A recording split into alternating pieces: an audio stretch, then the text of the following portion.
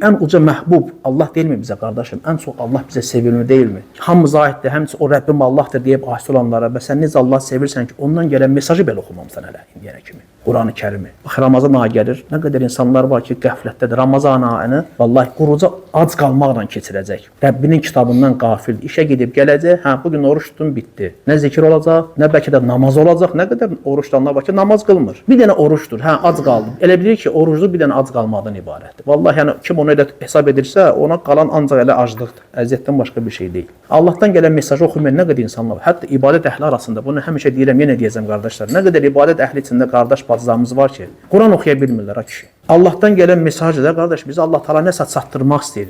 Əmrlər, qadağalar var. O nə üçündür? Vallahi bizim xeyrimiz üçün, islah olunmağımız üçün, imanımızın artması üçün, Allahı yaxşı tanımağımız üçün. Məgər Quran-Kərimin gəlmə, nazil olma səbəblərindən biri Allahı tanımaq deyilmi qardaş? İnsan nə vaxt sevir, sevdiğini, nə vaxt sevgisi artır? Tanıyanda. Bugün o insanlar Allahı sevirəm deyənlər var. Görürsə həqiqətdə Allah'a sevgisi yoxdur. Niyə sevmir? Çünki Rəbbini tanımır qardaşım. Allah'tan bixəbərdir, Allah'tan qafildir. Rəbbini tanımır. Tanısaydı Allah ibadət edərdi. Tanısaydı Allah'tan qorxar. Bilərdi ki, Allah'ın əzabı şiddətlidir. Bilərdi ki, salih əməl sahibi olsa Allah mükafatlandıracaq, artıqlaması ilə verəcək, dara düşəndə yardım edəcək, səbirli edəcək və s. və ilaxır xeyirlərə müvəffəq edəcək, ruziləndirəcək və s. Rəbbini tanımadığına görə nə qədər bax görsən, bədbəxt insanlar var qardaş. Həqiqətdə miskin insanlardır vallahi.